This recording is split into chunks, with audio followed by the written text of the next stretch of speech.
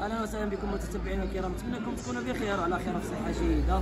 نتمنىكم تشتركوا في القناه ديالنا وتفعيل زر الجرس وبارطاجيو الفيديو ديالنا باش نساهموا في نشر الاخبار ذات المصداقيه ونزاهه وشفافيه، ونبعدوا على كل الاكاذيب والاقوال والمغالطات اللي كدير دائما الجزائر ولا ما يسمى بالبوليزاري.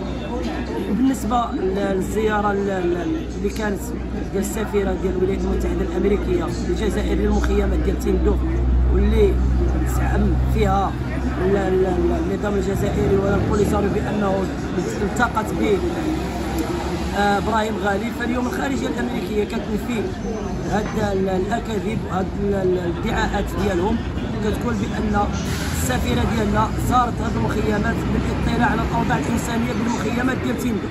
هذا الجانب الاول. الجانب الثاني كتاكد الخارجيه الامريكيه الدعم ديالها الحكم الذاتي وهي مع الصحراء المغربيه. هذا هو اللي كاين. فرقعوا لنا بلايكات الله يحفظكم، بارطاجيو ديالنا الفيديو ديالنا عفوا، وديما مغرب الله يعاونكم.